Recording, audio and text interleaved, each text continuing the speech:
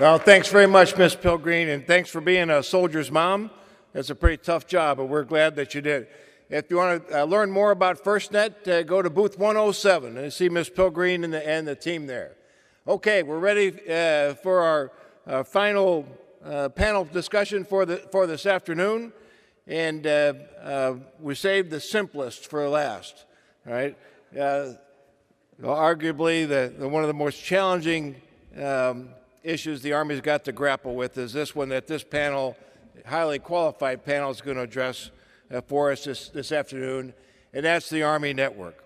So we're very honored to be joined by the senior mentor for this effort, Lieutenant General Bruce Crawford, Chief Information Officer, G6 for the United States Army, and our gifted panel moderator is Lieutenant General Jeff Sorensen, United States Army retired, partner and president, A.T. Kearney Public Sector and Defense Services LLC. Ladies and gentlemen, a warm welcome for this afternoon's panel, please. Okay, good.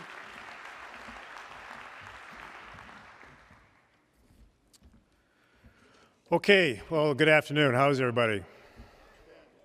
Well, this is only chart 1 of 203, so hopefully we'll keep you all apprised of what's going on here.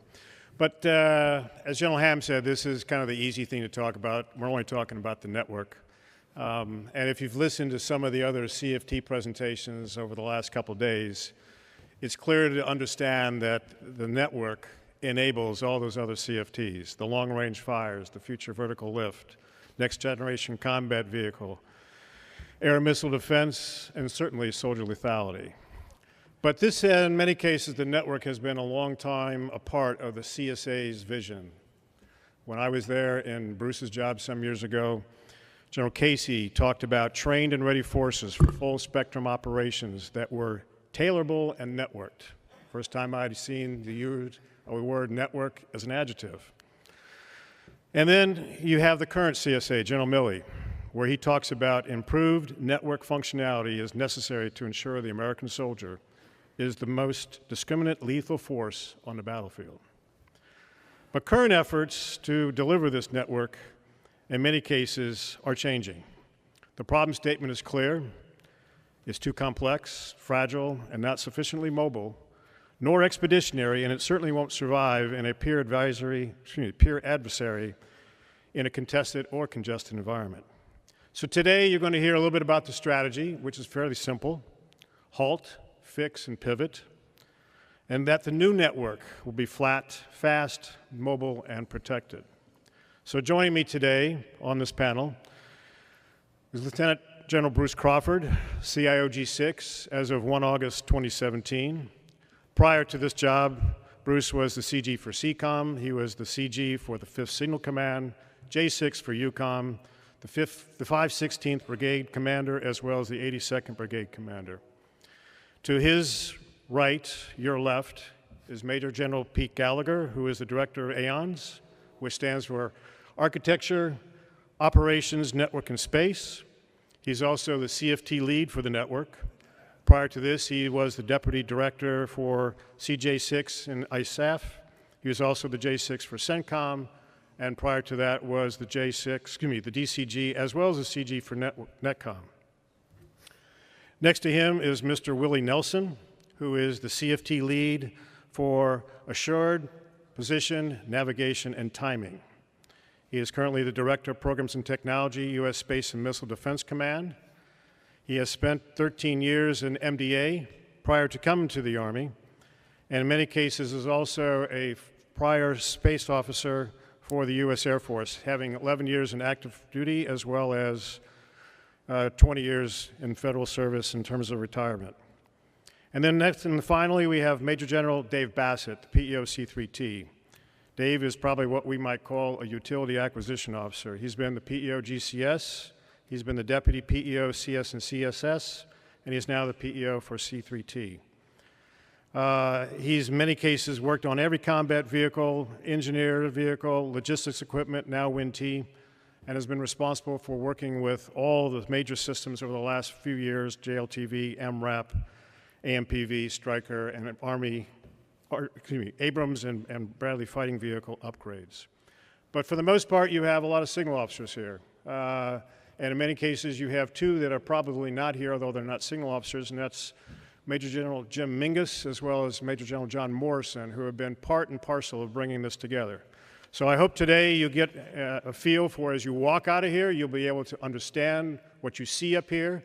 You'll understand how the different folks here in the panel sort of play in terms of what they're looking for from their particular perspective, such that this network can be built to satisfy what the Chief of Staff of the Army is looking for, which is improved functionality, a mobile, flat, fast, and essentially protected network. So, General Crawford? Well, General Sorensen, thank you very much, and I appreciate the warm introduction. Good afternoon, everyone. Good afternoon. Okay, everyone's awake. Well, listen, I wanted to take the opportunity up front again, General Sorensen, not only for the warm welcome, but for your passion for this particular subject. Even as you transition to retirement, I know that you stay very connected to make sure that you also represent commercial industry in ensuring that we're tracking their technological advancements. I want to take the opportunity also to thank up front, before we actually get into what we came to say and hopefully what you came to hear, I want to thank commercial industry. And it's not only for your innovation and for your contributions, but to be quite honest with you, given what I've seen over the last 15 years of continuous combat, first and foremost, there is absolutely nothing that we've been able to accomplish without your innovation. But given some of the contributions and some of the technological advancements that you've delivered to the warfighter, I truly believe that you've saved lives.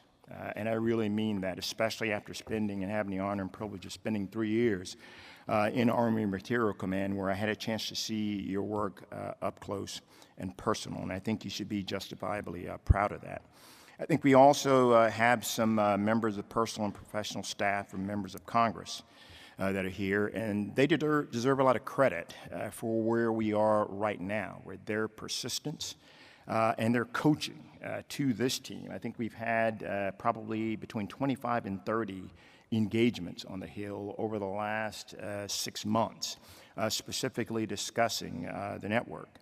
And so what I will tell you all, both commercial industry partners and the personal and professional staff of Congress, because of your persistence and your engagement with us, one of the themes and one of the things I'd like everyone to walk away with is, I think that as an institution, because it's going to take an institution to overcome the challenges that we face, but as an institution, I think we are fundamentally in a different place than we were just 12 months ago. And so in terms of strategic context for the network modernization effort, I'll tell you, so the root cause of the current network posture, and we'll get into some additional detail on that here shortly. I truly believe that somewhere along the line over the last 15 years of continuous combat, and for a variety of different reasons, I think we missed a strategic shift in the marketplace somehow. Because we were engaged in Iraq and because we were engaged in Afghanistan, somewhere as the evolution of technology continued to churn and capability continued to evolve, the analogy that I use when I'm addressing this subject is it's almost like as an institution, we didn't have our sensors in the right places to be able to understand the might of commercial industry, to be able to understand the technologies and technological advancements that were being delivered. And so absent a clear understanding and of the capabilities that were being developed, so what did we do? So we bought things. We bought things via AUSAs and GEOAUSAs. We bought them at an alarming rate, and because our goal was to get capability in the hands of soldiers as quickly as possible. So to the current effort, I believe truly that this is probably the most comprehensive and holistic review of our network, and that's all of our networks. That's the warfighting, the enterprise, the intelligence, and the business systems. I believe this is the most comprehensive review of our networks in probably the last 3 decades. And so that said, one of the questions that I'm asked most often as we're having conversations about the network, so what is it about this effort? We've seen this movie before, but what is it about this effort that makes it different? And so I'll tell you up front, number one, it's a threat-informed strategy, all right, vice just technology-based. The second, and probably just as important as being threat-informed, is an institutional approach. Many of the reform efforts that you've heard, whether it was the vice, the under, the secretary, General Perna this morning, General Abrams yesterday, they weren't just talking about the M, the material solutions. Much of the discussion had to do with the need and the drive for institutional reform. And so fundamentally, the fact that it's threat-based, it's a threat-based strategy, and the fact that it's driving institutional change and will be informed by some of the institutional change is what makes this different. In addition to that, a lot of the facts that you're going to hear from the team here are informed by feedback from operational commanders, feedback from soldiers, and feedback from our combat training centers, which again makes this a fundamentally different strategy. And so in terms of the final piece of the context, one thing I'd like you to remember is we actually, after our assessment, we came to the conclusion that we have two strategic problems, two simultaneous strategic actions and challenges that we're taking on. One has to do with our fight tonight community capabilities, readiness, and increasing lethality. That's the first one. But the second piece of it has to do with modernization. Any one of those challenges, if you took them on separately, you may have had a different modernization strategy. But this strategy, and that I'll talk about here, actually accounts for both of those strategic challenges simultaneously. Not one or the other, but both. So I'll ask you to keep that in mind. So after over a year of assessments, there are a couple of conclusions that's probably worthy of discussion. The first one has to do with the fact that the current network does not meet the current or emerging requirements of operational commanders and will not. We truly believe that this network will not survive against a peer adversary in a congested or contested environment. Among the challenges that we have identified actually have to do with the fact that the network, as an example, is too complex and fragile. We've got feedback from 16 different CTC rotations that led us to the point to where, and this is JRTC and NTC, it's taken average as an example of 40 to 50 hours just to bring the network up, all right? And then after you bring the network down, it's taken about an additional 8 hours to jump it. And so when you combine 40 to 50 hours to bring the network up with the findings of the New Generation Warfare Study, where it said that our peer adversaries with cheap drones, cheap cell phone technologies have perfected sensor-to-shooter capabilities that will decimate a mobile command post in minutes, much less 40 to 50 hours. And that's just one example of one of the conclusions that we came to. The second conclusion, and it's just as important, is we're likely in a period of what we call a perpetual state of innovation. That with this effort, there is no there. There is no point that we reach to where we can dust our hands off and say we have now modernized our networks. To quote our Vice Chief of Staff of the Army in this vein, we can't just chase technology, but our focus must be on this idea of disciplined innovation as we leverage technology. And so the third conclusion is, and General Milley challenged us with this almost 1 year ago in our very first session, when he said, I want you to start behaving more like a customer. And what he meant by that is the fact that we are going to stop over-prescribing requirements when it comes to dealing with commercial industry, and we're going to start explaining to industry what it is we want to do with their technology by limiting their imagination and limiting their innovation by over-specifying requirements.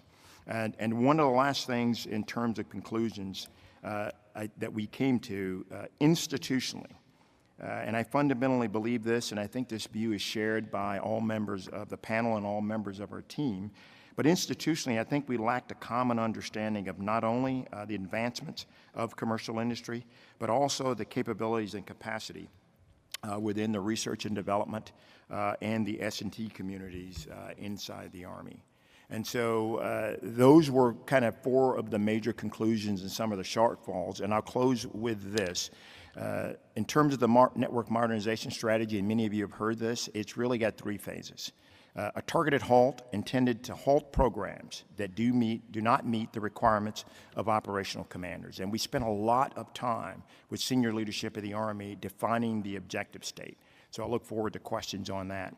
A targeted fix, and that's intended to fix 11 priority capability gaps that increase lethality in our formations, enhance readiness, and improve our ability to fight tonight. And then a pivot, which is one of the most important pieces, and that's a more agile soldier and threat-informed modernization strategy that better postures the Army institutionally to leverage the technological advancements of commercial industry. And the last piece of this has to do with our 4 modernization priorities, and that's mobility and survivability of our command posts, a unified network transport, and a common operating environment, and last but certainly not least, joint and coalition interoperability. In closing, before I throw it over to Willie Nelson, we spent some time actually talking and thinking about the vision of the future network. And some of the conclusions we came to had to do with 4 priority areas. First of all, the network needed to be flat. What that does is it acknowledges the need that the Army's got 62 disparate networks that we're trying to collapse and overall reduce the amount of attack surface when it comes to cyberspace operations and our need to defend our networks. That our network needed to be fast to enable the warfighter to decide, act, orient, and act faster than peer adversaries. And that our network needed to be mobile. Going back to the point that I made about on this hand, you've got a network that takes 50 to 60 hours to establish it on the front end and another 8 hours to jump. Combine that with the evolution of peer adversaries where within hours and minutes they're able to decimate a mobile command post. And finally, our network needed to be protected. That's AP&T, cyber, electronic warfare, and anti-jam technology. I'll throw it over to Willie for the next piece of this, and I look forward to your questions. Thank you. All right, Willie. Thank you, sir. Good afternoon, and I'm Willie Nelson, as I mentioned, and thank you for the opportunity to serve today on the panel. As Undersecretary McCarthy mentioned yesterday, many of the CFT directors are dual-hatted, and I'm no exception. As was mentioned, I serve also as the Director for Programs and Technologies at the Space and Missile Defense Command here at Redstone Arsenal, and also newly appointed as the Assured P&T Cross-Functional Team Director. So it's a pleasure to be here today. As you all know, the threat is very real. We've talked about it in many of the panels over the course of yesterday and today. Last year in the news, we heard reports of GPS spoofing in Russian waters. We've also heard other reports of North Korea has been suspected of causing GPS disruptions in the South Korean region for over a decade. It's no surprise then that position, navigation, and timing is a critical enabler. It enables the warfighter's ability to shoot, move, communicate, provide command and control, and maintain situational awareness on the battlefield. Accurate and trusted PNT supports warfighter dominance in every way on the battlefield. Having said that, Army forces must operate in conditions that hinder or block access to GPS signals such as under canopy, tunnels, dense urban environments, or in more direct threats such as direct jamming and spoofing. We must deliver innovative technologies that will augment and enhance GPS, giving soldiers the ability to access accurate and trusted PNT, even in a contested environment. The Assured PNT CFT will advance PNT capabilities to enable affordable PNT resilience, informed by experts, experiments, technology demonstrations, resulting in the successful handoff of requirements and technology to the Army Acquisition System. These capabilities and technologies will increase the sources of PNT information, going beyond just GPS, and will operate adaptably to outpace emerging threats. So in terms of how we're going to enable the network, as a reminder yesterday, Assured PNT falls within the Chief's 4th modernization priority, the Army network, and provides a critical capability to all other modernization priorities. We're developing requirements for systems providing Assured PNT. We will provide assured timing for the network, which normally comes from GPS. One example that may enable a network is the use of quantum. Quantum could provide overlapping sources of PNT, delivering GPS-independent PNT to the soldier. This would increase their ability to move, shoot, and communicate in various operational environments for an increased duration of time. We're closely following several S&T projects which will help the network in the same fashion. These explore the use of GPS-independent time sources and transfers, this time through different methods, for example, such as pseudolights. In other areas of interest, including advanced guidance and navigation, component technologies for long-range missiles, autonomous solutions that will enable the network in ways to leverage existing Army hardware and vehicle networks to maintain accurate position and timing while operating in various operational environments. The Assured PNT CFT maintains 3 areas of focus. First, to establish a foundational architecture that affords assured position navigation and timing path to enhance resiliency and incremental and scalable capability. Second, to synchronize Army PNT efforts across science and technology, the Program Executive Offices, Army Rapid Capabilities Office, various science and technology programs, policies, procedures, training, and leader education. And third, conduct experiments and deliver requirements, documents that are aligned to the modernization priorities. This CFT will operate along 3 lines of effort that focus on Army modernization priorities to include long-range precision fires, air and missile defense, and the network.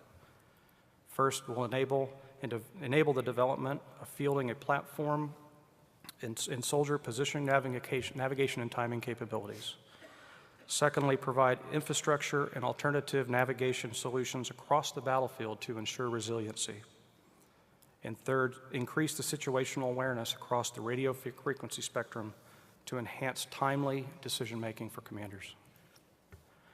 For the CFT to be successful, Army PNT technologies need to provide better platform distribution, pace the threat, and increase access and integrity. I'm looking for an industry assistance here. First, the Army must integrate PNT across 90 platforms and 50 different clients. We need to make platform distribution work for the Army, DoD, and coalition partners. Next, the threat environment changes constantly. Our adversaries are becoming more sophisticated. It is essential that the Army outpace the threat and maintain overmatch. The Army needs an architecture that can adapt to changes in a responsive manner and pace with a changing threat. Soldiers should not have to figure out a whole new system or wait years for a better device. The Army needs a plug-and-play architecture that is agile and flexible. And finally, GPS access will continue to be challenged. The Army needs innovative ways to get time and position to the platform and to the soldier. We're looking for innovative ways to integrate capabilities, systems, and technologies that give soldiers the PNT they need to focus on their mission. So in closing, the Assured PNT CFT faces the same challenges seen across the Army and the DoD: time, costs, and risks. Industry has the ability to dig into these hard problems now. We need capabilities that are scalable and affordable sooner. There's no time for long, drawn-out developmental programs. We're looking to industry to help us innovate and accelerate this process. We need smaller integration costs. And most importantly, we need to prepare for tomorrow's threats on the battlefield today. Look forward to the panel discussion, working with many of you and now and in the future. Thank you. Thanks, Willie.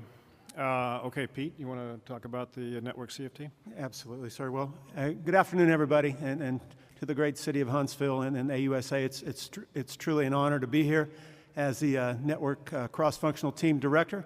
I am one of the few CFT directors that is not dual-hatted. I actually was working with General Crawford as a director inside the CIOG-6, but when the decision was made for me to become the network CFT lead, we've been basically untethered from the CIOG-6 and really focused on establishing the team. And we've got a team of teams approach. We're actually set up at Fort Belvoir, Virginia, and I've got representation up at Aberdeen Proving Ground. I've got a L&O at Picatinny Arsenal, and great support from the Mission Command Center of Excellence down at Leavenworth and the Cyber COE down at Fort Gordon, Georgia, and then linkage with the customer at ForceCom, which is the most critical aspect of what we do, and it's all about making sure that the warfighter gets the capability they need. So if you look at the chart above, you can see the priority fixes. There's 4 lines of effort in the overall halt, fix, pivot strategy. As a pilot, the cross-functional team stood up as a pilot, we are laser focused on 2 of the 4 lines of effort. And we're about focused integration and disciplined innovation. And it's 2 lines of effort there. It's a unified transport layer, which if you just think of our upper tactical internet, WIN-T, and all the big pipes that allow us to distribute the Department of Defense information networks down to the tactical edge. And then there's the lower tactical internet, which is our radio systems and gateways and those edge end-user devices. That's our primary focus right now, and that's being able to assure network transport against a peer adversary in a contested environment. The other line of effort in the overall strategy that we're focused on is joint and coalition interoperability, making sure that we have joint interoperability baked in, the ability to reach out and partner with our joint partners, but also accessibility to our coalition partners and making sure that we have the ability to with our most trusted teammates out there, that we have a network that enables us to communicate with each other. So inside the Unified Network Transport line of effort, we are working with PEO Soldier and PEO C3T. You know, the under-mentioned yesterday about the programmatic process that the CFTs are operating under. I will tell you, everything we're doing is by, with, and through our ASALT teammates, between Dave Bassett and PEO C3T, Anthony Potts at PEO Soldier, our teammates, Brigadier General Todd at PEO Aviation for the air-to-ground integration, and also with Brian Cummings at Ground Combat Vehicles. We have a team of teams approach with the program community to make sure we're all integrated and synchronized, and it's been a great team effort. And again, we're not working around TRADOC, we are working with TRADOC to refine the requirements and take a good hard look at as General Crawford mentioned, the over-specificity in some of these requirements have boxed us in and limited our flexibility. So as we're taking a look at things like air-to-ground integration, we're looking at one of the first things we pulled together as a cross-functional team was a capabilities document on the small airborne networking radio, SANER. And that it was a lingering capabilities document that we took a look at that really it required a lot of attention and a lot of focus. So we pulled together a scrum from the team of teams approach and took a good hard look at that document and realized that we were holding ourselves hostage by some legacy joint tactical radio system kind of requirements of the past. As the team took a look at it, we realized that maybe going forward with a radio like that may or may not be in the best interest. So we made some recommendations to the Army senior leadership and the Army acquisition executive, and Dr. Jetty is going to determine, as the Army's acquisition authority, the way ahead with the SANER radio. But it gave the team the opportunity to come together with immediate purpose and get some reps and sets on how we're going to work the collaboration, the fusion, and the transparency as we tackle some of the most pressing areas going forward. The number one thing we're working right here, right now, is this adapt and buy strategy. It's adapting and buying solutions that are already available in the joint and special ops community that are already being used, that we, the Army, can explore and exploit to our advantage. So we're working through a series of solution sets, advanced networking waveforms that will be available in our next generation radios. They're available in some of the radios today to improve our mobile ad hoc networking capability. A series of radio gateways that will allow us to cross-connect, cross-band, and connect radios and partner with coalition teammates and with our joint teammates and with aviation platforms through the tactical data links. We're also looking at software translation capabilities that allow us to share position, location information from network to network. And we're relooking the security boundaries in this lower tactical internet and giving our users at the edge more flexibility to have a primary, alternate, contingency, and emergency solution at their fingertips by relooking the security boundaries. Where do we need secret, and where can we use a secure but unclassified capability where the network itself is protected, but the data can be shared with teammates, with partners, and given our operators on the ground a lot more flexibility. So we've already been doing some experimentation and demonstration with this capability with a battalion out of the 82nd. It's a capability that we're working with, as we, the Army, established the Security Force Assistance Brigades. The intent is that they would be fielded this similar capability, and we are learning as we go. And over the next 18 months within this line of effort, we're looking to assess the scalability to a brigade-size formation on a variety of different brigade platforms. We're looking at an infantry brigade combat team first. We're also looking to do the installation and characterization of these types of capabilities on both a Stryker Brigade combat team and an Armor Brigade combat team. And thanks to the support of Congress and the leadership of the Army senior leadership to go fight for the resources, we believe we have the opportunity to do just that and really get after some solutions that are going to help us be better postured to fight and win immediately. And these are kind of the short-term, quick-win solutions that we're trying to get after while we're looking at the longer term. What do we pivot to technically? What are the solution sets that are going to give us that advantage against a peer adversary in a contested fight? We've been spending a lot of time with the science and technology community inside the Army, across the Department of Defense, between the Strategic Capabilities Office, DARPA, the Emerging Capabilities Office inside OSD, DIUX out in Silicon Valley, Defense Digital Services, U.S. SOCOM's AT&L, the Acquisition Technology and Logistics team and their SoftWorks innovation platform down in Tampa, and working with NSA, Cybercom, and DISA to see who else is doing what in the network space. So as we look at where to apply our science and technology resources, we can get the best bang for the buck. So the partnership with Cedric Wins and his team, Pat O'Neill at CERDEC, and working the research and development and engineering, we've learned a lot over the last 150 days or so about how to reinvest Army assets, realign the portfolio to really attack those 4 lines of effort that are on the chart there. But a lot of it is really threat-based, focused on the transport layer, because that's where we see some of the game-changing technology coming our way in the future. Things like low Earth orbiting satellites, an aerial tier, giving us maximum flexibility in the transport layer so our warfighters on the edge can get after what General Brown mentioned yesterday, and that's having basically an integrated kill web, sensor to shooter. So if you look at all the other CFTs, whether it's that soldier lethality, that individual soldier on the ground, whether it's long-range precision fires, whether it's our integrated air and missile defense, if it's our combat vehicles or our aviators with the future vertical lift, much like Willie is worried about the cross-cutting aspects of ensuring we have position, navigation, and timing, we've got to make sure we have an integrated kill web from sensor to shooter. And that's absolutely critical. So everything we're doing in the network requires focused integration, disciplined innovation, but it also requires that horizontal integration with our fellow cross-functional teams, because none of us can do what we do without the network. And I can't do what I do without the partnership from the ASALT teammates and my relationship with Dave Bassett. Many of you have seen us out on the floor, our engagements with the industry. We are joined at the hip in everything we do. It's absolutely critical that I can leverage his acquisition authorities to get the best possible capabilities in the hands of our soldiers. And so I look forward to your questions as well. Thank you. Thanks, Pete. And now with the only individual on this panel who has the simplest job, Major General Dave Bassett, who has to bring all this stuff to bear and deliver it to the warfighter. So Dave. Thanks, sir. Good afternoon, everybody. Thanks for the opportunity to become part of the great network community and part of this panel here today in Huntsville. I'm kind of reminded that for as long as I've been doing acquisition has always been a team sport.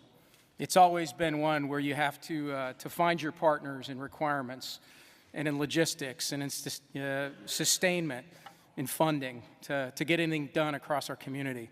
And having an empowered cross-functional team lead like Pete Gallagher that's really able to drive consensus across the Army about what the Army is going to go by, and then rely on the PEOs and the PMs to help define how we're going to go by that capability, I think is a key partnership that I look forward to.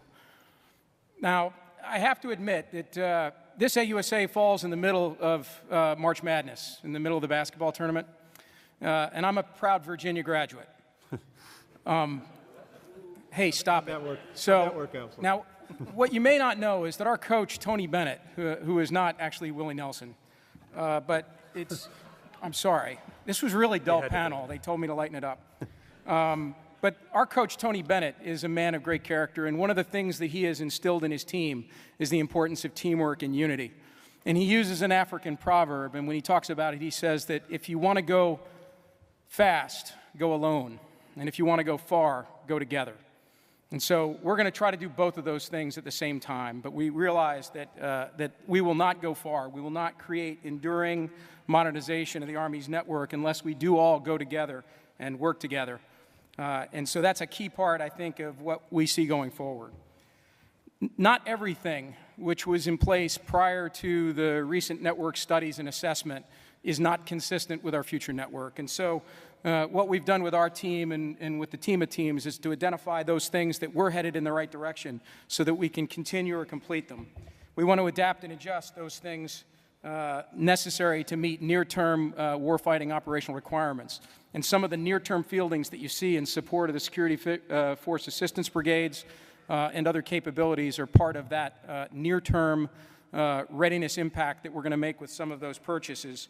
And then we're going to have to move away from those approaches that we were pursuing, which are inconsistent with the Army's objective network.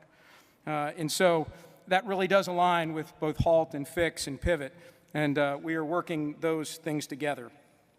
So the PEOs and the PMs are the ones who have to translate good ideas, enthusiasm, and experimentation and demonstration into real enduring capabilities in contracts and OTAs. And the team which supports me from across my PMs, and I'd say they support me, but more than that, I'm really about supporting them, bringing an additional level of acquisition experience to help facilitate their success, each of my 06 PM's success, and now using that to help facilitate the modernization that the CFT is going to drive across our Army. And so those acquisition professionals that can understand and integrate across requirements, technology, resources, and aggressive, creative, and often non-traditional acquisition approaches are going to be part of the solution to modernize our Army network. And so that experience, that deep experience in understanding how to drive change across our institutional Army is going to be a key part of what facilitates the CFT's success. And I look forward to supporting and delivering on all the promises that General Gallagher is going to make. Thank you. Wow. You do recognize this as a partnership. Yeah. This goes back to the book Dale Carnegie wrote, "If These Are My Friends, I Don't Need Enemies." All right, so we have a question here for, the first question here for the panel. And this kind of gets to something with respect to the technology that's taking place in the commercial sector. It's about IoT. And the question is, which is Internet of Things. The question is the Army considering the proliferation of Internet of Things devices as it designs the network of the future? So General Crawford will take the first swing at the bat here, and then we'll give it to General Gallagher. So the answer to the question is absolutely yes. I think we find ourselves in a place, though, as we try and get after this particular question and this particular action, where it's been well documented that probably only about 1% of the things that could be networked are actually networked. And so as we take on this particular challenge, we've got to take a step back and make sure that every solution, as we're designing our architectures, et cetera, have more of a standards-based approach that allows us and is going to allow us to rapidly integrate the other 99% of the things that are not connected to the network. So absolutely, I think it's a great question. But we've got some internal work to do to make sure that we're posturing the Army to be able to, once again, to my earlier point, to leverage the might of commercial industry so that we're not buying into proprietary solutions. We're taking a standards-based approach to the architectures that we developed to better posture the Army to integrate those capabilities that you speak of. Pete, anything? Yeah, just a couple things I'd add to that. And I know you guys will hear from Brigadier General Chris Donahue tomorrow, who's working the soldier lethality. And you know, as we work across the cross-functional teams, there's a lot going on down at the edge there for the soldier as a system approach. And just things from the night vision goggles and the sensors on the weapons and the ability to have the soldier connected as, you know, everything we're doing, it's really the Internet of combat things that are all being worked here, you know, from the soldier all the way back to the platforms. You know, the manned and unmanned teaming approaches for our various vehicles, the precision munitions that are going to be, you know, representative in our integrated air and missile defense and in our long-range precision fires. All of that requires processing speed and mission assurance. So the criticality of ensuring we have cybersecurity baked into all of this going forward, because that is absolutely critical. So I really think the Internet and the proliferation of the Internet of Things is happening on the battlefield today, and all of us are working with that in mind. And as we had a session last Friday with the Secretary and the Chief, and that was clear, crystal clear guidance for all of the cross-functional team directors to make sure that we are really laser focused on cyber readiness and cyber resiliency going forward. So the only thing I'll add to that, Pete, too, is that, you know, as we look at an Internet of Things, as you just said, an interim of a network of combat things, tactical things, there's lots of things that can talk on the network, and as long as bandwidth is going to be a constrained resource, we're going to have to manage really carefully how we use that and decide what are the most important things that need to communicate on that network.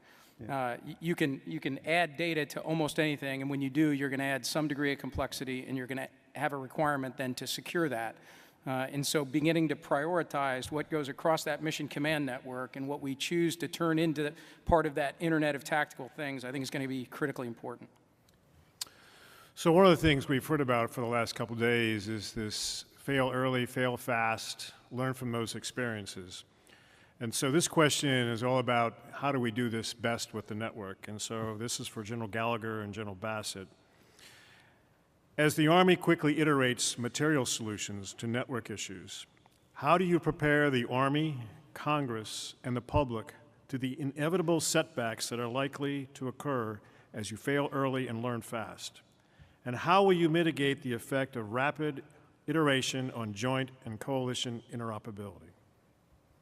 So I guess, Pete, you go first. I'll take the first You step. sort of make sure that it's easy for Dave to answer the second part. Thanks. I would say our intent is not to fail often, as the Vice said yesterday. We want to fail fast and fail cheap. But we're going to take some risk here. We are moving out, assuming some risk, and you know, the intent is not to wait for the perfect solution. You know, somebody mentioned yesterday, I think the Secretary mentioned yesterday, that don't let perfect be the enemy of better. And so better is about a marked advantage, getting capabilities into the hands of our warfighters as quickly as we can, and assuming a little bit of risk, but learning as we go as quickly as we can. So how do we work that with Army senior leadership and with Congress? It's really about holding ourselves accountable, managing expectations. And as we learn something, and we've tried something that didn't mature fast enough or actually deliver what we expected, we need to be wise enough to cut bait early on and move to something else. And that's where getting that soldier and leader feedback is so critical. It's one thing for the stuff to work in a lab and for that PhD from Columbia University, that's great. And so if you have the Institute of Defense Analysis and the lab coat folks out there telling us something's great and ready for prime time, that's one thing. But will it work for that PFC from Columbus, Georgia? That's the true test. Is it going to work? Is it going to make a difference? Can the soldier operate it and make it happen? And is it going to give him a marked advantage? And we'll find that kind of stuff out by working with FORCECOM and the units out there to get that true feedback.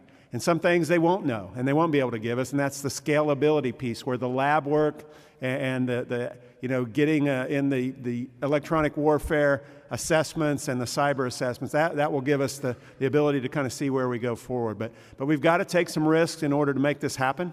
And we appreciate the empowerment and the freedom of action that the senior leaders are giving us to do this. But we also got to, as we do this, we got to make sure that our assessment strategy makes sense and we're capitalizing on, again, the full apparatus of what experts can bring to bear as we determine capabilities, limitations, how does it relate to adjustment of .mil-PF, and changing our doctrine and our training path and all those kinds of things. But I'm excited about it. I think there are going to be things that as we identify something and we realize it doesn't quite work, we just got to be smart enough to know when to quit or when to divest of it and move on to something else. Dave, is there anything you'd like to add? I'll tell you, I think already we're seeing the benefit of accelerated learning, if you will, from some of the experimentation that General Gallagher and the team have done. And so things that I may not have learned until much later in the acquisition cycle, we're pushing that left and we're learning those lessons earlier. And from where I sit, what we're trying to bring to bear is to say, what can I now measure in that experimentation that tells me not only does it provide capability, but lets me learn where the limits of it might be so that we can get at some of those underlying engineering challenges in parallel with what General Gallagher is laying out. We don't want it to be something where we say we're going to slow down until we know it. We want to be something where we say, if you're going to take it out to the field and experiment with it, what can I measure during that experiment so that we're getting as much of that engineering goodness as we can at the same time. And so I'm excited about it. I think this willingness to be able to put out an 80% solution and learn from it, and in fact to be able to proceed down this acquisition path, maybe without a full understanding of what the requirement will be, but rather to let that experimentation drive what the requirement can be so that we're really making an informed decision rather than laying out sort of an aspirational requirement up front that we consistently fail to achieve, maybe because technology's not there or the design's not stable. And so I think that there really is a different process going on that's making this go faster. Thanks, Dave. So going up a little bit in terms of the discussion here, one of the questions has, again, going back to what General Crawford was talking about at the beginning, is why is this different? And so the question is, can you expand more on institutional reform, and what does that mean? So a couple of examples of institutional reform efforts that we've taken on had to do, and one of my favorites is training. And so we've got the challenges that we've outlined, and you can see them there basically on your right side of the chart. And those are the kind of the characteristics and attributes of the current network.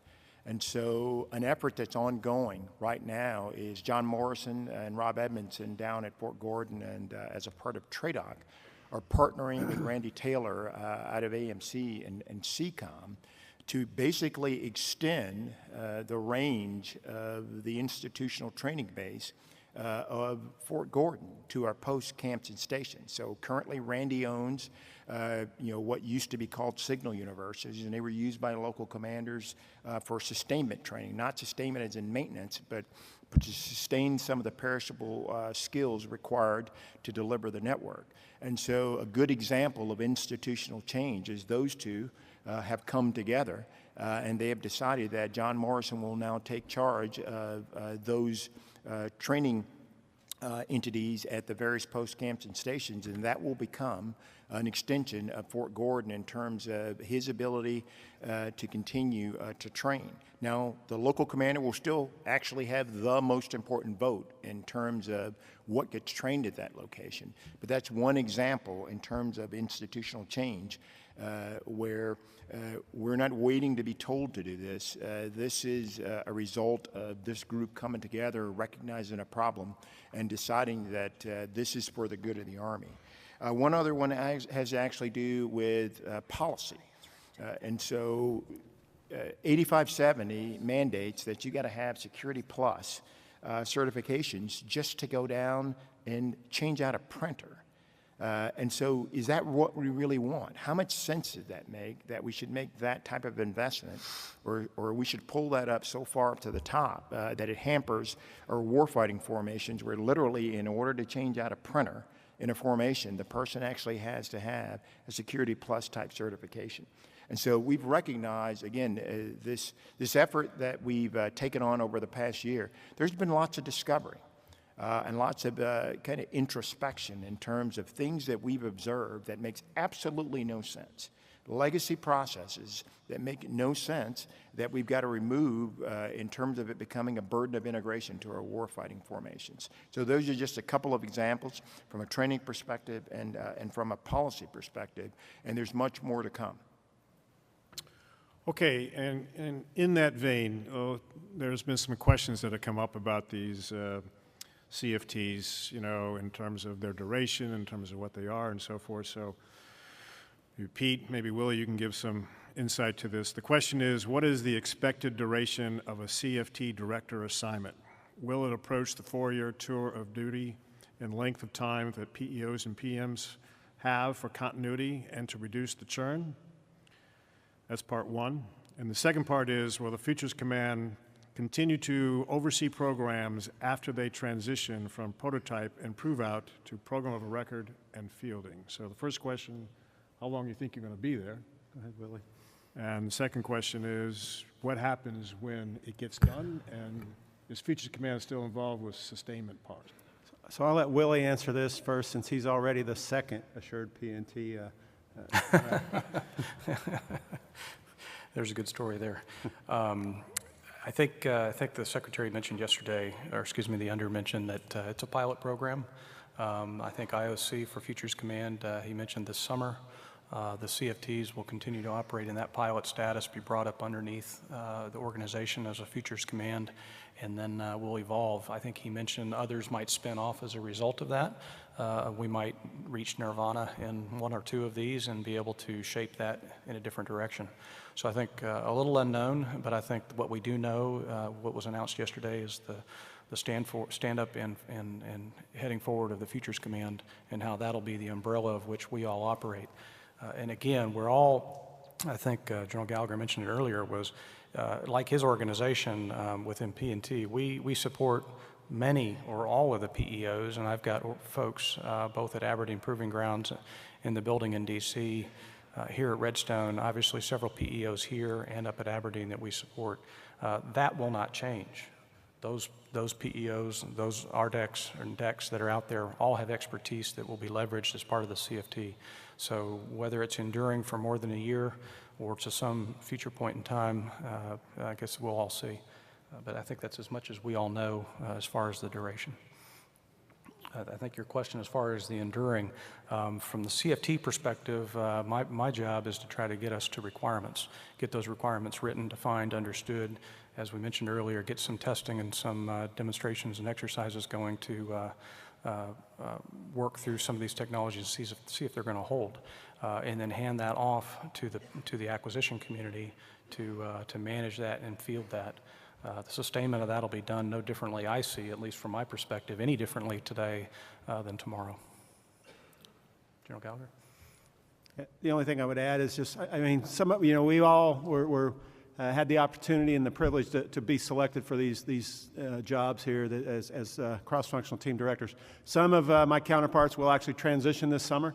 I don't expect to transition. I expect the vice basically looked at me in the eye and said, hey, you're going nowhere fast. You're going to be CFT director for life. So saddle up and get ready. So whatever life means, either I die on the job trying to make it happen, or we're going to be doing this for a while. Whatever it takes, there is nothing I would rather be doing right now than being able to drive some change and pull the collective team together to really get the capabilities into the hands of our soldiers. So I don't really, I'm not too worried about how long it lasts. It's making a difference right here, right now is what we're all about. And with great teammates, we're able to do that. So I'm excited about it. So Pete, I do want to add one thing too, and that is as I execute milestone decision authority over programs at my level and Dr. JD does at his level, I mean, we've already included the CFT lead as an integral part of that process. And so we're not making milestone decisions that are inconsistent with his intent on where the network's going. We're working this together. Okay, I'm going to stay a little bit with some of the requirements questions, because there's a lot of requirements questions that are coming down the pike, and clearly you would expect that after looking at that particular chart. But let's kind of talk a little bit about kind of where this is going. And you heard in many cases General Crawford's comments there about some of the issues with the current network, and in many cases what the intent is to try to improve that. But the question is, many of our current communication systems are very difficult to operate. Will simplicity of operations and trainability be included in your requirements documents? General Crawford. All right. So absolutely.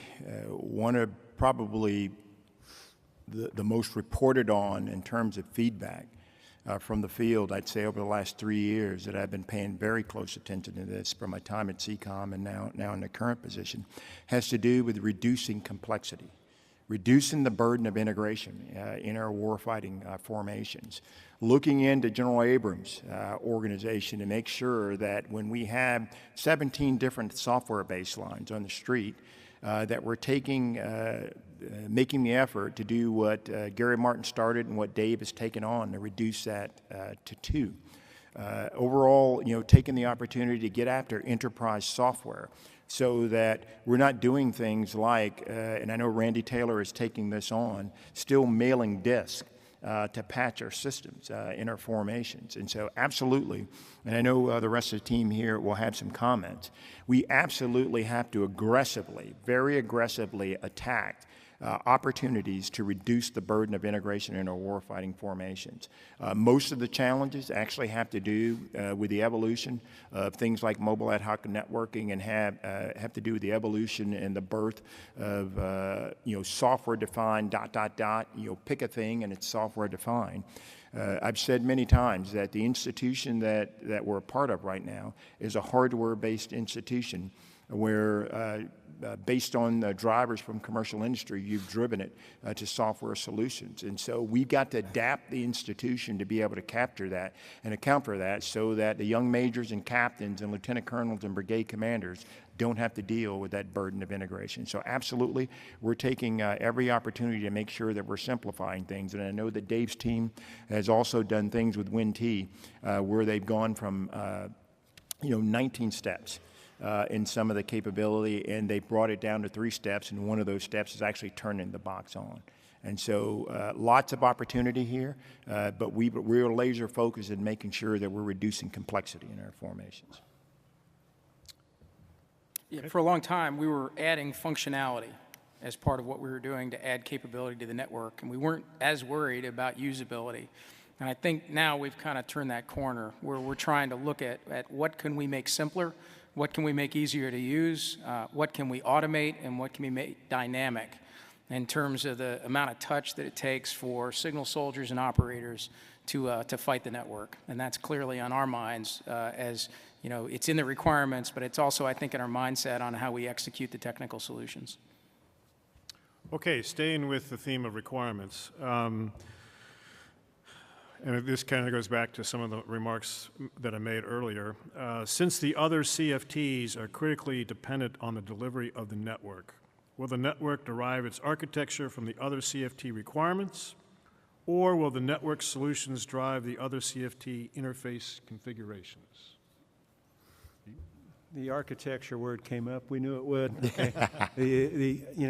General Crawford and I have kind of been joking that architecture is almost a 4-letter word. But as we've, all the CFTs have gone through, our back briefs with the Army senior leadership, one of the things that kind of keeps coming up is this notion of an architecture. And it really starts with operational architecture. How are we going to fight? And multi-domain battle and kind of what comes out of TRADOC and the way forward. The operational architecture piece is something that we've got to make sure that all 8 of the cross-functional teams and all 6 of our modernization priorities are aligned with how we, the Army, intend to fight in the future. So the operational architecture piece is critical. And then working with our counterparts in ASALT on the systems architecture that's going to enable us, we, the collective Army machine, to be able to do what needs to be done. Going back to what General Brown said, this integrated kill web, sensor to shooter, okay? Well, how does that all work? There's got to be an architecture that helps us define it. And so the technical aspects of how do we ensure interconnection points along that architecture. So the architecture from a technical specification that General Crawford and his team, working with the ASALT community and with the TRADOC community as we define this going forward, it's critical that the architecture is both coherent, which means it kind of sets the limits and has the connection points, but it's also got to be flexible. Again, going back to how we've written requirements in the past, how we've actually done architecture in the past, it was almost like we were analog rangers in a digital world. We weren't adapting and flexible enough going forward that allows us to upgrade and modernize and exploit advantages and capabilities and developments in industry to our advantage. In some cases, we may have been held hostage by architecture, and we got to work our way through that. We've got to redefine how we link the operational systems and technical architecture going forward to ensure we are upgradable in a simple fashion and we don't box ourselves in, if that makes sense. One of the other pieces of the architecture question is we've got to closely examine the process. So it's probably safe to say that the process that we use to develop architecture now is at least 30 years old. And so one of the, we just started to bring the enterprise in to the vice and the under, because most of the focus to date has been on the tactical network. One of the near-term decisions that we'd like to bring into the Information Technology Oversight Council, which we just stood up with the vice and the under at the top, is we're going to ask permission to deliver architectures in a different way. To examine the 6 or 7 steps that are associated with developing architecture and ask ourselves some questions. Do the assumptions that went into developing this process, this legacy process, are they still valid? I can tell you up front, for the most part, they are not. And so that's going to give us speed. But the second piece of architecture is we've got to have architectures we're going to use. We've gotten to the point to where we develop architectures just to get through the next gate. The minute we get through that gate, that architecture is thrown over the transom, never to be seen again. And so not only do we need speed in terms of architectures, not only do we need to rid ourselves of the legacy processes that are no longer valid in terms of the assumptions that drove it, but we've got to develop architectures that we're actually going to use. So accountability needs to be added to this process. Once we get to that state, and again, this is not a next year thing, this is one of the very first things we want to attack, because I don't know that Pete and Dave can get to where they need to get to using the legacy process. So more to follow on that one. Speaking of legacy processes, and in many cases, speaking of legacy systems, this kind of goes back to, have we learned anything in terms of where we have been in delivering the network? So this question kind of goes, I think, to General Bassett. Although he's new in the PEO C3T, he is now responsible for this capability. And the question is, the experience of fielding WIN-T over an extended period of time resulted in the haves and the have-nots. What is the strategy to field the total Army in a shorter period of time? Yeah, so inevitably, when you talk about the size of an Army that we have, if you want to field the same thing to everybody, you have to buy it at a rate and at a cost, which allows you to not only buy it and then also be able to touch the units necessary that are going to field it. And so I'll defer back to General Gallagher as well, but I think the plan going forward is always recognizing the fact that given the cost of this equipment and the available dollars, we're never going to get to the point where everyone has exactly the same kit.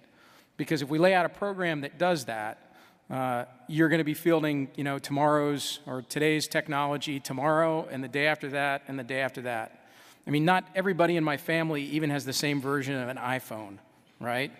I have the old one.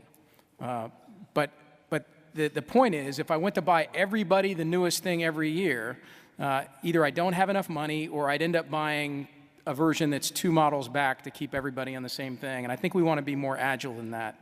We want to begin to cascade the newest capability down as we buy we want to buy the most capable network technology that we can to the greatest extent we can, and then ensure interoperability and seamless operation across the entire force.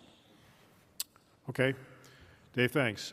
Continuing with that particular theme in terms of lesson learned, this question goes back to something that we all knew was set up to sort of, if you will, speed through delivery of capability, and that was called the network integration exercises. The Army spent, so the question is, the Army spent about $200 million a year for 5 years doing network integration exercises. We now hear our network design is inadequate. Was all that NIE money wasted, or will the new effort be different? General Crawford. So I'll take the first stab at this one. First of all, I don't think the money has been wasted. One of the things that I mentioned in my opening remarks is, and what makes this fundamentally different, is we're not done with this overhaul of our network until we've looked at all 4 of the missionaries that are impacted. That's the enterprise, the warfighting, the intelligence, and the business systems. So you got to ask yourself the question. So first and foremost, absolutely, there were great lessons learned out at the NIEs that are going to inform the future. in terms of how we're going to do experimentation and demonstration. And it's true experimentation and demonstration, and Pete's going to lead that.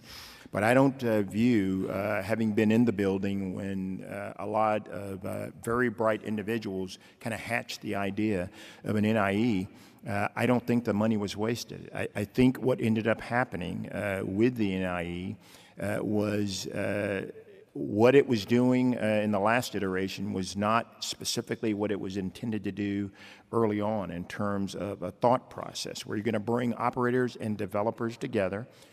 You're going to assess capabilities, and then you're going to get that capability in the hands of soldiers as quickly as possible. That was kind of the vision early on of the NIEs, but I think you could make an argument that towards the end, the last few, that's not exactly what we've been doing. And so those are some initial thoughts on that. I absolutely do not believe that it was a waste of funding. I think in order to test or in order to evaluate the network, to adequately evaluate the network, you've got to create the environment that includes all the variables in the equations, not just some of the variables in the equations, if you want to get the return on investment that we're looking for. Over. Okay.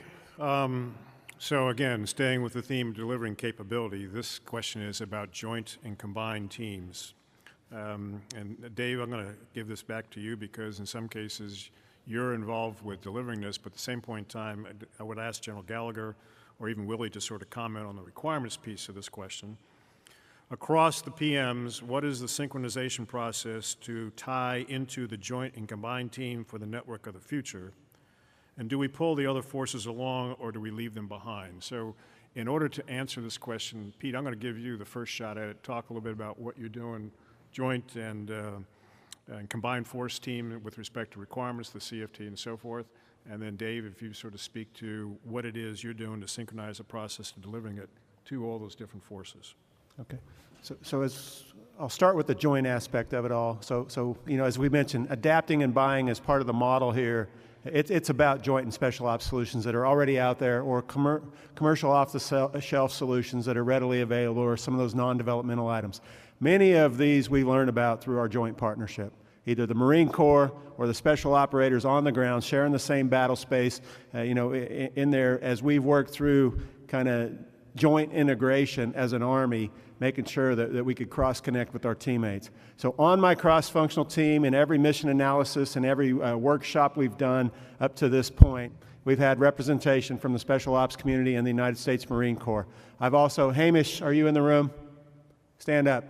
From the Australia, I've got, he's the first coalition member of the teammate. He's actually at Aberdeen Proving Ground. He's a liaison to Research and Development Engineering Command.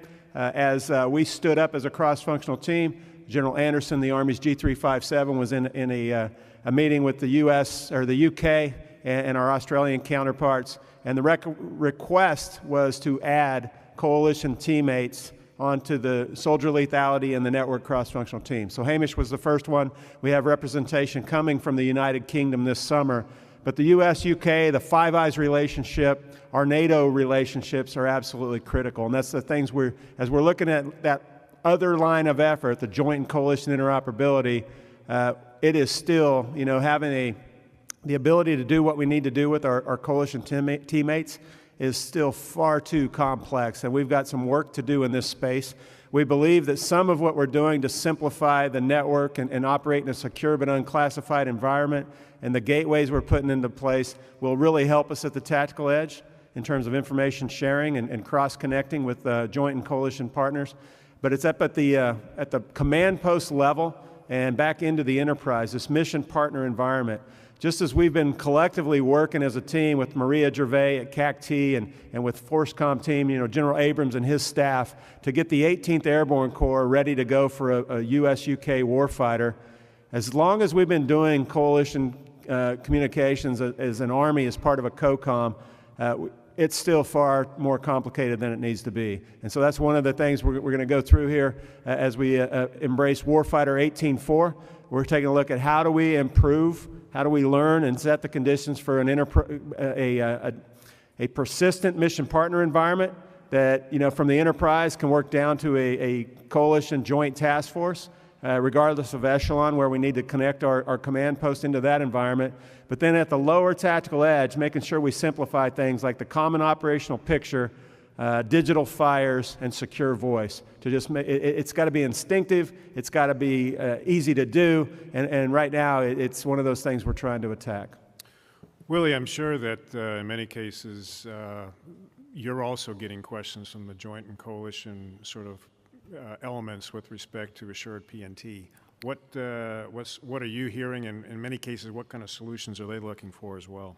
Well, it's very timely. In fact, met with our UK friends on Friday just recently, and as we've indicated, networks, PNT in general, that crosses all of the modernization priorities, and it is truly a mixed and a coalition fight. We are pushing to move our technologies into the 5i realm, strengthen the partnerships, as I mentioned, with the UK and others.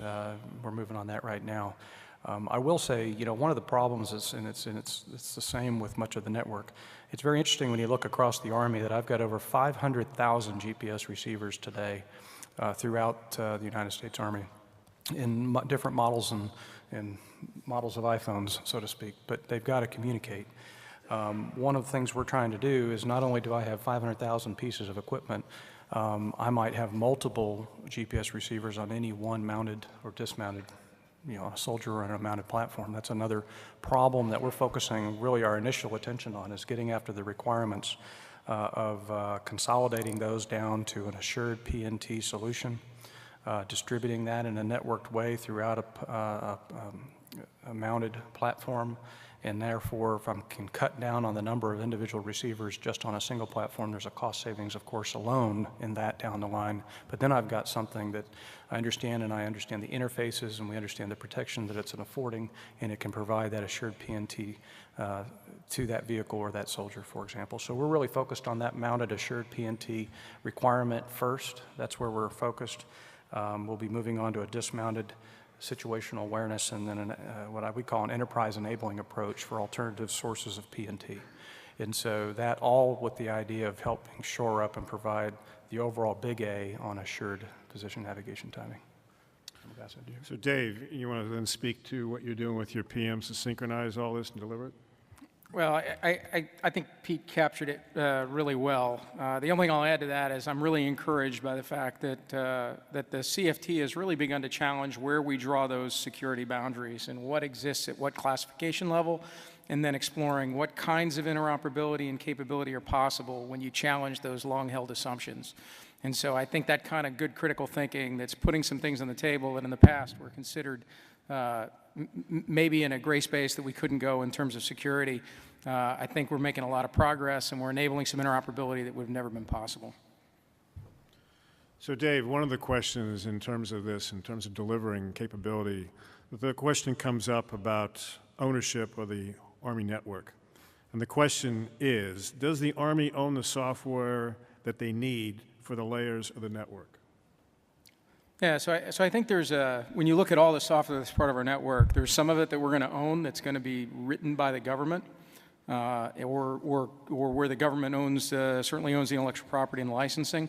There's going to be other areas, particularly in this adapt and buy concept, where we are way better off adapting, licensing, and taking advantage of commercial products.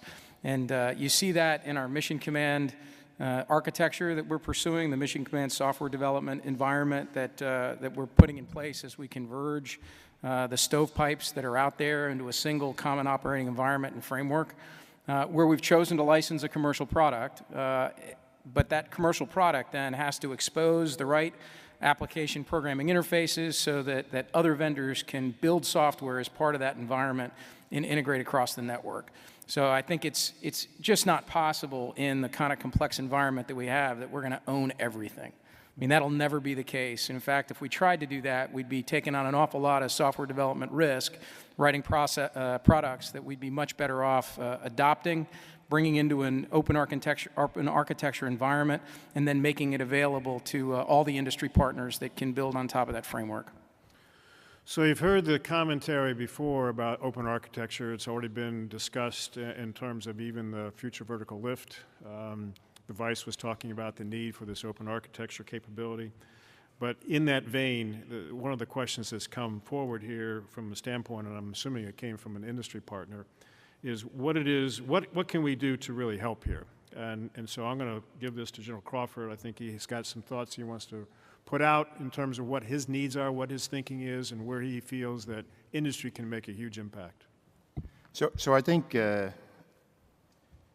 so there are a couple of things that I think the commercial industry can do to help. And first and foremost, it will be to help us, not specifically me, as a representative of one team. So one of the conversations we're having now has to do with big bet technologies. What are the things that we're really interested in? And a couple of those things that have been mentioned. One of them actually has to do with, so what are the non-space-based alternatives, space-based alternatives to assured position, navigation, and timing, given the conversation and the points that Willie made earlier. When it comes to this idea of unifying the transport layer, and the second piece of that is making sure that every soldier has multiple paths out, that they're not reliant on one path to be connected to enterprise services or to each other. What innovative solutions are there out there that have to do with unlicensed LTE capability? Pete mentioned low orbit satellite. And we're told that in the next 24 months, there could be up to 11,000 launches in terms of low orbit satellites that'll help us with the contested and the congested environment shortfalls that we have. And then when it comes to increased survivability and mobility of our command posts, and so we've talked a lot about the excessive electromagnetic signatures that are coming out of our command posts. So the old think of yesterday, before we came together as a team, is we're going to go to every vendor who makes a thing that's inside our command post, and we're going to try and write into a contract that we want you to reduce the signature by X% over time. The new think, and we're approaching this, what about let's leverage the ability to allow our command posts to hide in plain sight amongst the ambient noise that exists on a day-to-day basis. We know that technology exists today, but who's there developing that technology that we can integrate as a part of our normal day-to-day operations? And I'm not talking about reducing the signature that will allow our command post to hide, but I'm talking about amongst the ambient noise that exists on an everyday basis. And so the last thing actually has to do, and it's related to the last point that I made, it has to do with spectrum. And so with the evolution of mobile ad hoc networking, things are going to behave differently. But almost every device that we're going to be used in this mobile ad hoc networking environment is going to be using spectrum. So how are we going to get more dynamic allocation of spectrum? We know that the tools exist. We're aware of some of them. We've seen some of them at trade shows. But once again, it's one thing to see it, but it's another thing to figure out how we're going to integrate it as a part of capability that we're developing. And those are just some of the areas that you can help us. And just kind of get off the stage. Policy. There's a lot of policy, most of it legacy, that is going to have to change in order to achieve the objective state that we've taken the opportunity to describe this evening. So it's one thing if this team is addressing OSD, addressing Congress, addressing those who make decisions about changing policy external to the Army. But it's a very powerful thing if we are collaborating with commercial industry on what policy needs to change. And so I look forward to hearing throughout the rest of this seminar, this conference, and after this, if you've got any comments on policy that you know today needs to change in order to achieve the objective state. But those are just some of the big bets. There were 5 of them that I listed, and I want to make sure that if you see policy that needs to change in order to do things like bring operators and developers closer together, let's address that. And I don't know if any of the other teammates have any comments about any help that we need from commercial. I would like to add just kind of one thing here. I mean, there's a lot of great Americans, a lot of, as we walk the floor and interface with a lot of our teammates, we've conducted tech exchange meetings. We had 576 members of industry from 204 different companies, 87 of which were small business back in February. We realized there's a lot of intellectual capacity out there.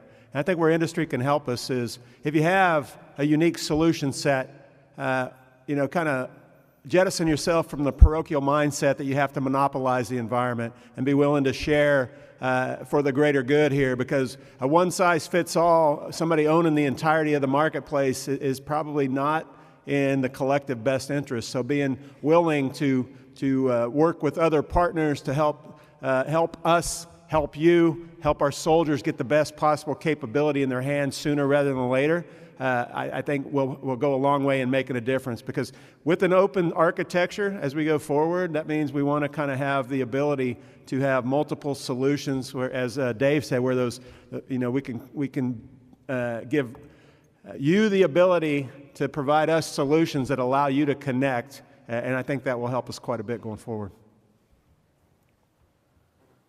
So Dave, if you don't have an answer to that, let me sort of elaborate on this with respect to industry. Clearly in terms of R&D investments, industry does need kind of a stable network design. So what do you think the community is doing to ensure that the Army has a relatively stable network design that will allow quick integration of available and emerging IT capability in order to, in many cases, deliver these big bets that General Crawford was speaking of? Yeah, so if we were happy with the network design, it should be stable. Yeah. Right? But we're not happy with the network design, so I don't want it to be stable yet. And so this is about allowing it to be relatively unstable as we evolve this network to get it to a place where we can make it more stable and allow industry to plug in effectively. I think on the mission command side, you're going to see our team publish mission command software development environment kind of standards that hopefully industry can understand and build against. Because, if we just open it up entirely and say, just bring us your product, we're going to end up back where we started, where we have a set of as many stovepipes as we want to buy capabilities. And so we really are looking for mission command capabilities that will exist within that common operating environment, layered software architecture. And so we owe it to industry to publish those standards, to make them understandable, to get them in the hands of developers across both industry and academia, and then see the kind of innovation that can result when you're not trying to build the entire ecosystem. I hate to use another Apple analogy, but when Apple introduced their software development kit for some of their mobile products, they didn't let every application developer build everything all on their own. They said, here's the rule set you have to play in, here's the software development kit, and now you can go innovate within that rule set. And when you bring us something, it doesn't take down the entire phone or the entire ecosystem. And I think we're looking to try to provide that same kind of rule set for our tactical network and our mission command architecture. And so we'll be publishing those standards. Okay, and Pete, just going back to some of the things you talked about yesterday, in your Warrior Corner, you were elaborating on some of the capabilities you'd like to see. So you just want to give that list? For those who didn't attend. I don't know if it's a complete list here, but some of what we're looking at immediately, is, I mentioned some of it earlier here, but this, this integrated tactical network that we're trying to get after is kind of a combination. We're trying to not only explore and exploit capabilities that are readily available that our joint and special ops teammates are using, but it's also tying into this ecosystem, this tactical data link architecture that's part of the aviation community and the Air Force, and giving our forward observers out there and our leaders out there an understanding of the air picture, but also giving the Air Force an understanding of the ground picture. So we want to use these gateways and the ability to connect to the tactical data links, share the PLI, so we can better support joint fires, access to close air support and things like that. So between our JTACs and our forward observers, that's one aspect that we're trying to make sure that going forward we have those kind of capabilities, as well as simplifying the capabilities of the individual soldier and the leader out there. With whatever they have on their kit, they have the ability to be connected, and we're working that pretty hard. And that's it's a combination of things. It's radios with advanced networking waveforms, it's gateways, it's handheld radios that give you access to those tactical data links, it's smaller, lighter, more readily deployable satellite terminals that give us flexibility, and then all the associated ancillary devices. That stuff is ready now, it's out there, and it's about adapting, buying it, getting it in the hands of soldiers, figuring out what the capability set definition really needs to look like in the BOI for the various brigade formations. But that's what we're getting after, sir, if that answers your question. Yeah, thank you. So one of the other things with respect to capabilities and being delivered is a question with respect to existing investments. So does the network path forward include IP-based services to augment the existing LMR investment? General Crawford. So as we move towards optimizing the enterprise, back to this, and I think this is related to this whole idea of the Internet of Things or the tactical Internet of Things. So absolutely, from a standards-based approach, so I'm not going to saddle Pete Gallagher because he's narrowly focused on some specific capabilities in terms of the CFT. But this particular question is related to the enterprise. Yes, we're optimizing the enterprise to make sure that a big part of this whole idea of standards of records includes an IP baseline. And so whether it's an LMR or any other capability that needs to be connected to the network and used for a NEO operation or used by first responders, we are optimizing the enterprise to ensure that we can account for that capability. Okay. We have some other questions here with respect to, in many cases, the adversaries. And these are questions related to, and obviously this is not a classified briefing, so we're not going to do anything relative to that. But there's a couple questions that come in here with respect to enemies and their ability to function on the battlefield. So question number one, are our enemies restricted by bandwidth? And question number two, are our enemies using COTS? And can we stop their use of COTS? Pete? I would assume if they have the data discipline that we have, they're probably restricted by bandwidth, but I don't think they have the demand for full motion video at every Taj Mahal out on the battlefield. So I think they're able to somehow finesse their way through it in many cases, and they may be less impacted by bandwidth than some of our command posts today. I think they're far less impacted by policy and things like the risk management framework than we are, and I do believe, especially the violent extremist organizations, are trying to explore and exploit commercial off-the-shelf capabilities to their advantage, and in many cases it's to our advantage as we can use some of those capabilities for targeting purposes. So, but I don't want to get into all of that, but I do think that we have innovative learning enemies out there, and they're leveraging technology to their advantage, and they're moving pretty fast, and they're very adaptive. General Crawford, I know you made comment earlier on that this entire network was threat-based, and clearly there have been some discussions and some insights and briefings that you've received there. Would you care to comment on that as well? It's so threat-informed, vice just technology-based, and I think that's one of the things that makes this fundamentally different from before. I know there's been lots of discussions about the threat, but we're specifically talking about a couple of targeted areas.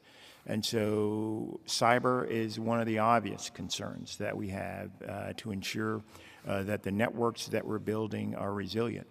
But another and a couple of others, I mentioned the whole mobility idea of mobility and survivability of our command posts and the significant amount of electromagnetic signatures that are coming out of our TOCs at echelon. And so if you can be found, you can be fixed, and you can be fixed, then you can be decimated on the battlefield.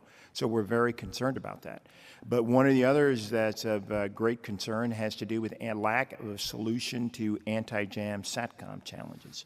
And so we're told that we're somewhere between 24 and 36 months from an industry solution. And we've spent a lot of time talking to a variety of different industry partners about an enterprise solution for anti-jam SATCOM, yet we're still 24 to 36 months from out from that.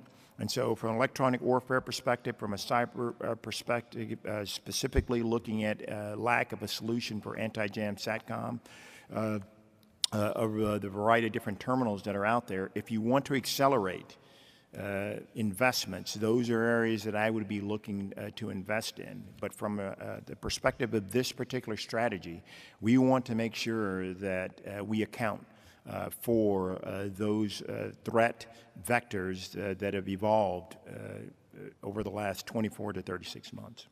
So one thing I'll add to the discussion of whether the threat is constrained in the same way with bandwidth, that we share the same spectrum.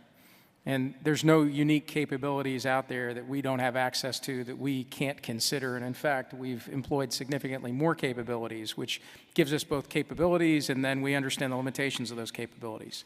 The threat may be willing to make different trade-offs in terms of how they emanate, what they emanate, how they leverage commercial comms, how they rely on those technologies. But the laws of physics apply to their comm systems the same way they do to ours. And so I would hesitate to say they don't have spectrum limitations. They may be less likely to respect the rules of the use of spectrum, right, and we may be more compliant with international rules, but in terms of available capabilities, I don't even think that's a question. I'll throw in just a little bit on that too also, and of course I mentioned earlier some of the priorities that we're looking at with PNT. One of those things is understanding the situational or providing situational awareness to the commander in the field. We're pursuing some mounted, dismounted solutions in that regard, again, to be able to help the commander understand the environment that he's operating in, he or she's operating in, but then also through and eventually where the weapon might employ. It's not just all about surrounding the soldier, but it's the entire situational awareness of the battle space is important. One of the things that I want to reiterate is that successful transition to M-code will help, but the threat's there. The threat's looking for the next opportunity to take you down. So getting to M-code's a key and important priority of ours, but then how do you innovate other solutions such as terrain mapping, use of microwave or other sensors that can operate independently of GPS, all good solutions. But back to the AJ solution, part of our mounted requirement that we're putting forth has an anti-jam capability with that, which is good, but on the dismounted side, you've got an ability to put mass on top of a vehicle to a certain extent. You certainly don't with the soldier, so we could certainly use industry's help in that regard from an anti-jam capability for a dismounted antenna, I will say, for PNT. Okay. And speaking of threat and things like that, this is this is going to be the last question for the panel, and it reminds me of a question that I would typically see on a TV show called Washington Week in Review. John McLaughlin used to invite all these particular experts, subject matter experts, policymakers, to kind of come in there and answer questions about what he thought was going, or what they thought was going on in Washington. But this kind of goes to a lightning round sort of answer, which he would always close the program on. And so my question to each one of the panel members is, from the standpoint of where you sit today regarding the network, what do you lose the most sleep over? I don't know who wants to go first, but I know I'm going to answer it last. So losing sleep. I hope the Surgeon General's not still here. We'll get in trouble for losing sleep. I don't know that I lose sleep over it, but I think it's an imperative in terms of the overarching strategy, and that's the idea of competition. That this strategy, unless we want to end up right where we are 3, 4, 5 years from now, this modernization strategy of the entire network has got to incentivize competition in the IT marketplace. You could pick any one of the areas that we've got concerns about and ask yourself the fundamental question of how you got here. In a lot of cases, there was no incentive, either internal to the Army to drive innovation, to ask the right questions, or external in the IT marketplace to innovate. And so the thing that I'm concerned about at the 30,000-foot level is this strategy has got to incentivize competition in the IT marketplace. Otherwise, I think we'll be right where we are today, 3 to 5 years from now. Yeah, I'll tell you what, General Crawford is not only a soldier and a warrior and a leader, but he's also a parent of a soldier out there, and his son is deployed in harm's way right now. My sons both just got back from Iraq a few months ago, and while I was walking down after one of our very painful deep dives with General Milley, we were walking out of the Gardner conference room. I let General Milley know and his XO, Joe Ryan, who used to be my son's brigade commander, that the boys were on their way back from Iraq. And Milley goes, well, good, you better fix the damn network because they might be on their way to Korea. Okay? And so that's what keeps me awake at night, is what are we going to do collectively as a team of teams to get the best possible capability in the hands of our soldiers so it'll counter the threat and give them access, and so they don't have to worry about configuration management on the edge, that the network works for the soldier and not the other way around. They shouldn't have to work for the network. And I'm still in that line from General Crawford, but it's all about that young man or woman out there that's counting on us, the collective team of teams, to deliver capability, and we owe it to them to give them capability that's going to allow them to fight and win against the threat and the emerging threats that are really the major concern. Willie? Those are good points, and I'll just summarize by saying I've got the best job in the Army. I'm excited every day doing this, the opportunity to work with these folks and you all, and an ability to bring a real change to our forces is just the most incredible thing we can think of doing. I will tell you, just from a network standpoint, the ability to provide assured timing to you and to the soldiers, and the ability to keep things working, alternate sources and ways to do that. So innovate, and bring your ideas, and how can we bring those in a way, in a meshed way, that provides that assured timing. I think that from a network standpoint is probably my biggest key point. So I've spent the last 20 years learning how to acquire systems and execute programs, deliver capability. I got one last chance to modernize the Army network, and I don't want to let the Army or our soldiers down. That's what keeps me up at night. So for me, in terms of being on the inside and now looking from the outside in, I think the most important thing that sort of keeps me up at night is our ability to adapt this culture and mindset to the new way of doing business. I'll speak very quickly about when I was a lieutenant. I had a CFT experience when a particular system was about to go to test, and the requirement to go into that test was to be able to set the system up within 10 minutes. Well, we couldn't do it, but there was a young NCO who was a farm boy who tried to explain to these rocket scientists who were developing the system called TPQ-37, the counter-battery radar, that if they went out to a farm and found a little wheel that they could put on the back of a trailer such that we could essentially take this, what was a very serpentine sort of cable, and hook it up from the generator to the shelter and do it in a matter of seconds and minutes as opposed to tens of minutes, it might be something that they could get this thing into test. And at the end of the day, it worked. But why? You know, when all the engineers were high-fiving that they were going to get the system in test, it was that NCO, who probably had a GED education, who provided that understanding of capability and necessary to essentially make the system function, combined with that particular partnership in terms of the science and technology that comes from the aerospace and defense industry. When you get those two together, it's magic. And if we can continue to do what is necessary to do these CFTs, to bring academia, to bring industry, to bring the government and the military all together to work this thing out, I think there's an opportunity that we can succeed. So hopefully the culture and the mindset change, and we get this thing done. Thank you. All right. Thanks, sir. What a great panel. General Crawford, General Sorensen, gentlemen, thanks very much for your forthright responses in a wide range of issues, and arguably one of the most difficult challenges the Army faces today. I'm reminded, though, General Bassett, to come back to where we began.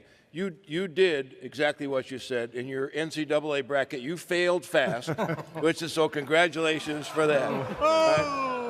Hey. All right, ladies and gentlemen, so we'll see you tomorrow morning. Coffee available at 0700 and the first panel at 08.